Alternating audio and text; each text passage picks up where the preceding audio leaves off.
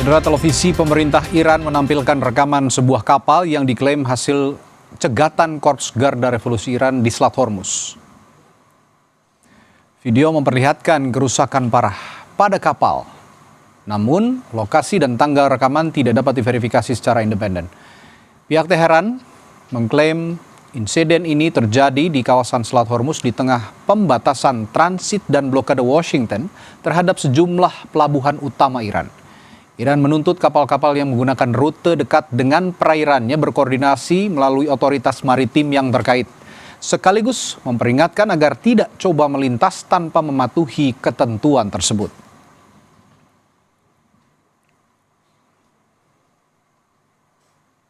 Sebelumnya, Iran juga memperlihatkan foto drone milik Amerika Serikat dan Israel yang diklaim berhasil mereka hancurkan.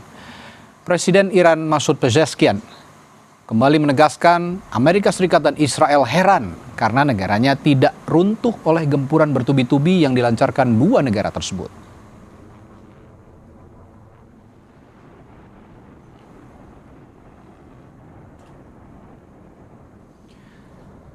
Garda Revolusi Iran menegaskan Selat Hormuz bisa dibuka kembali jika Amerika Serikat patuh pada syarat-syarat yang diajukan Teheran.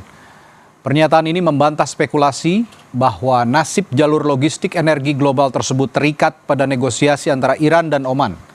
Para pemimpin tertinggi Iran yakin tekanan militer akan memaksa Amerika Serikat menerima kendali mereka atas jalur perairan krusial tersebut. ببینید بازگشایی تنگه هرمز سازوکار خاص خودش رو داره و هیچ ارتباطی هم به مذاکرات بین ایران و عمان نداره. تنگه هرمز به عنوان باز شدن تنگه هرمز در واقع تابع شرایطی هست که کشور جمهوری اسلامی بر اساس اون شرایط باز خواهد کرد و اون هم بستگی داره به میزان پذیرش آمریکا نسبت به شرایطی که جمهوری اسلامی ایران تعیین میکنه. Di sisi lain, Iran klaim pihaknya dan Oman sangat dekat untuk menyepakati rute pelayaran sementara melalui Selat Hormuz. Meskipun Teheran menyatakan bahwa kesepakatan itu belum tentu sepenuhnya membuka kembali jalur perairan strategis.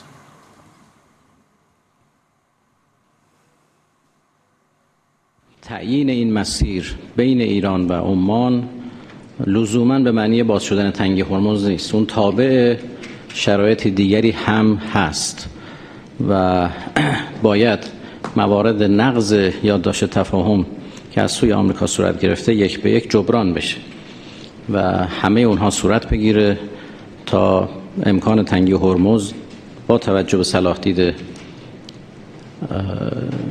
شعام صورت بگیره. شورای عالی امنیت ملی.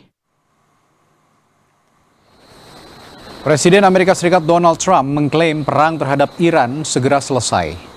Trump juga bilang kesepakatan terkait Selat Hormuz akan tercapai dalam waktu dekat. I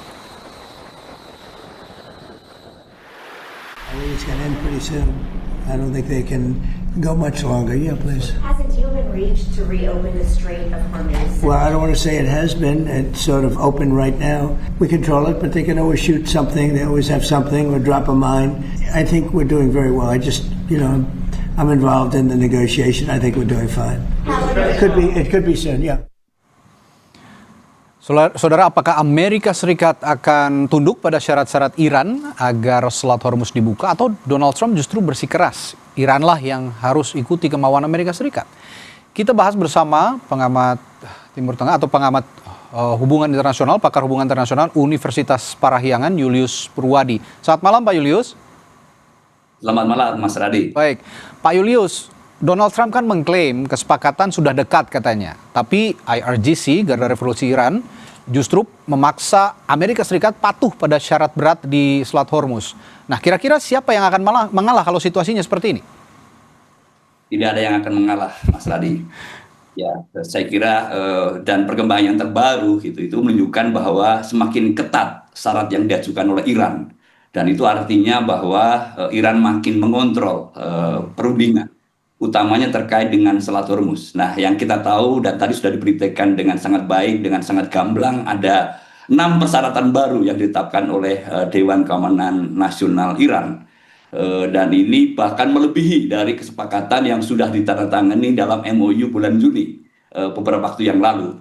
Persyaratan itu diantaranya adalah Iran menghendaki supaya Amerika Serikat betul-betul menghormati nilai-nilai keagamaan dan nasional. Termasuk juga yang nomor 2 yang sangat penting adalah jaminan keamanan untuk negara-negara proksi, ya, kawan dekat dari Iran. Dalam hal ini termasuk Lebanon, termasuk juga Yaman, Irak, dan Palestina. Itu sangat eksplisit sekali. Nah, kelihatannya kalau kita melihat, gitu ya, dan ini akan sangat makin sulit untuk kita berharap Amerika Serikat akan tunduk dan patuh terhadap tuntutan dari Iran. Oke, dan selain Pak Julius, bergabung juga malam hari ini ada pengamat Timur Tengah, Pak Zulfan Lindan. Selamat malam, Pak Zulfan. Selamat malam. Ya, Pak Zulfan, tadi kita sudah bahas betapa sulitnya masing-masing untuk mundur atau saling mengalah begitu ya dari Amerika Serikat dan juga Iran dalam konteks ini. Tapi saya ingin tanya, menurut Bapak, apakah Amerika Serikat di bawah Donald Trump pada akhirnya akan tunduk pada daftar syarat Iran? Ini kan syaratnya banyak, mulai dari penghentian ancaman militer, pencabutan blokade dan sanksi, penarikan pasukan dari kawasan, kompensasi perang, pencairan aset, hingga pengakhiran perang secara permanen. Kira-kira di bawah Donald Trump, apakah pada akhirnya akan tunduk agar Selat Hormuz sepenuhnya dibuka?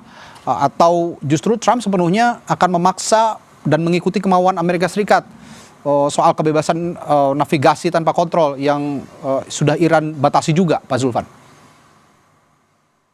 Ya, pertama saya kira Trump Trump dan Israel dan Netanyahu itu sangat tahu, sangat paham bahwa Iran ini paling ngotot untuk mempertahankan Selat Hormuz sesuai dengan syarat-syarat yang sudah mereka tetapkan. Karena itu bukan lagi sekedar bicara area sekedar logistik, tapi itu sudah menjadi doktrin sejak Imam Khomeini, kemudian sejak Ali Khamenei, dan sampai Murtaba. Ini menjadi doktrin bahwa Selat Hormuz itu adalah sangat strategis untuk dipertahankan. Apapun resikonya mereka akan pertahankan Selat Hormuz. Jadi kalau menurut saya Trump tahu itu. Nah, kalau Trump berkeras menyangkut Selat Hormuz, saya kira Iran akan sampai habis-habisan mempertahankan itu. Itu yang pertama. Yang kedua bahwa segala tuntutan-tuntutan itu mau tidak mau Amerika mungkin sebagian besar akan dia ikuti. Karena Iran tidak akan mundur dalam hal ini.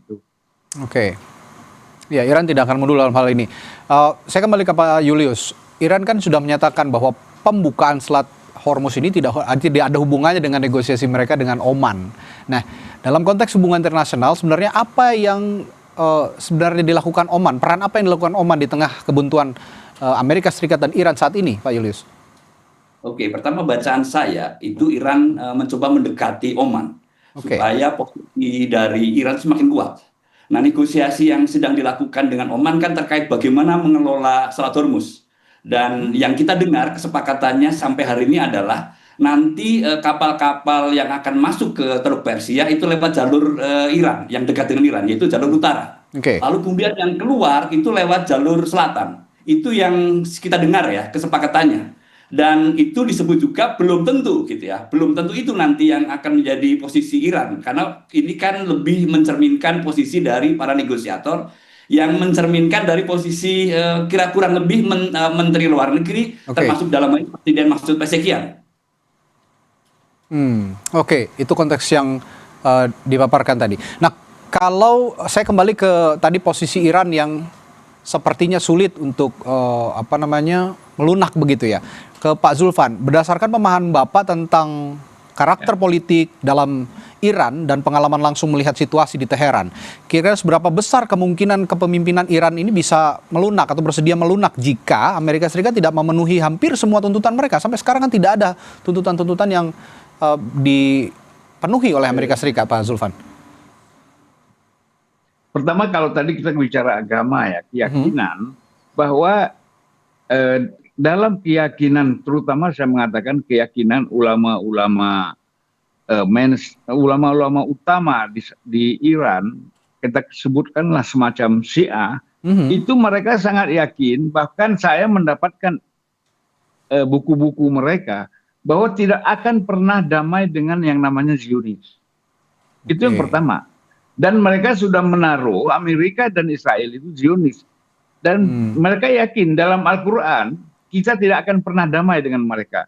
Kalaupun sekarang ada namanya peredaan ketegangan, perdamaian sementara, itu syarat-syarat yang bukan menentukan gitu loh.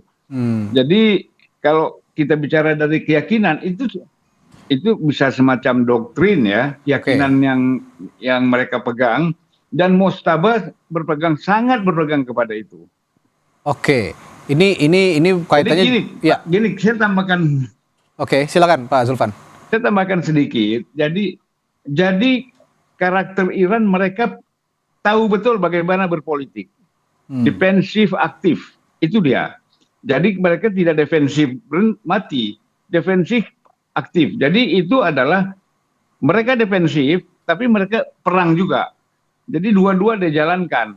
Kadang-kadang mereka defensif kelihatan, kadang-kadang mereka langsung menyerang gitu loh. Jadi tidak semata-mata hanya sekedar ofensif. Jadi memang tarik ulur ya, itu sudah gaya karakter mereka. Dan itu memang kemampuan mereka di dalam memahami permainan-permainan politik yang memang ini di dalam doktrin. Saya katakan sekali lagi, di dalam doktrin Syiah itu ada cara-cara seperti ini. Jadi memang tidak membabi buta, tidak membabi buta. Ya, Iran sendiri punya role politik yang benar-benar sulit juga untuk dilunakkan oleh dunia internasional, termasuk Amerika Serikat begitu dalam konteks falsafah mereka. Baik, saya balik ke Pak Julius. Pak Julius, jangan dilupakan juga bahwa saat ini kan Amerika Serikat sedang menyelenggarakan pemilu sela. Nah, kalau semua tuntutan Iran dalam konteks global, tidak hanya Iran, karena Iran juga banyak didukung oleh negara-negara di kawasan begitu kira-kira. Kalau memang ini tidak ada yang dipenuhi begitu ya, bagaimana ketika Donald Trump juga sekarang mencoba untuk meraih simpati warga Amerika Serikat dalam pemilu sela? Apakah tidak akan mengindahkan semua tuntutan itu? Dan apa risikonya jika tidak? Ya, yang pasti yang kita lihat adalah Trump sudah kehilangan popularitasnya. Dan kemungkinan Partai Republik tidak akan mampu kembali menguasai Kongres, itu kenyataan. Dan itu pasti nanti akan juga berdampak terhadap legitimasi dari Trump, termasuk legitimasi Trump untuk melanjutkan perang. Ini satu hal ya yang kita akan lihat.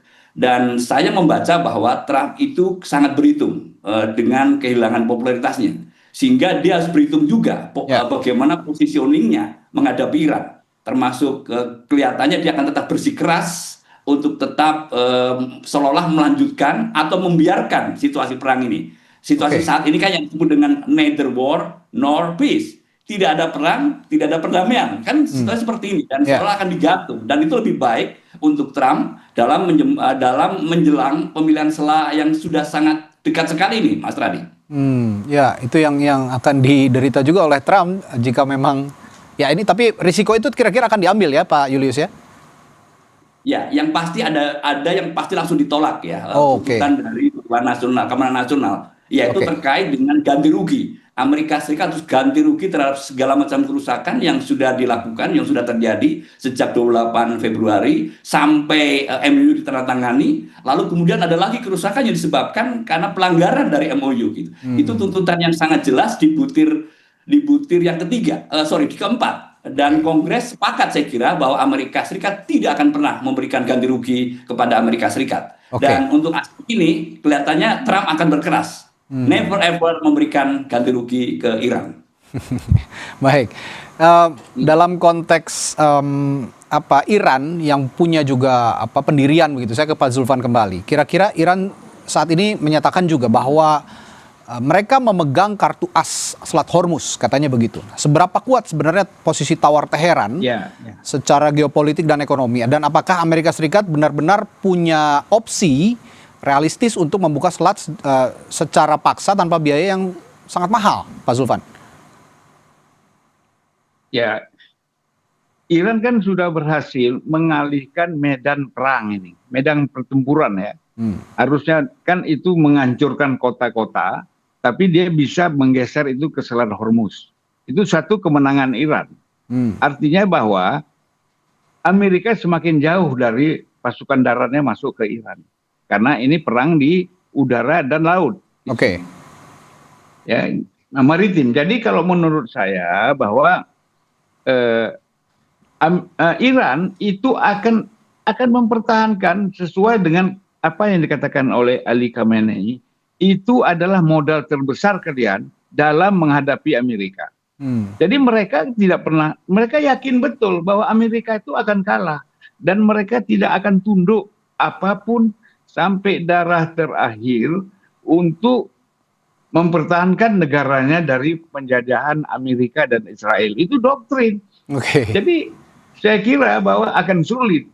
Kita sudah ambil contoh 9 tahun perang Irak-Iran itu 80 sampai tahun 89 yang semua koalisi Amerika, Saudi semuanya ikut membantu Saddam Hussein, toh mereka bisa bertahan, satu-satunya kilang minyak mereka tidak tergoyahkan. Apalagi sekarang mereka punya senjata yang begitu kuat. Oke, gitu, Mas. Ini apalagi kalau kata Pak Zulfan, Selat Hormuz jadi daya tawar terbesar gitu ya kira-kira untuk Iran.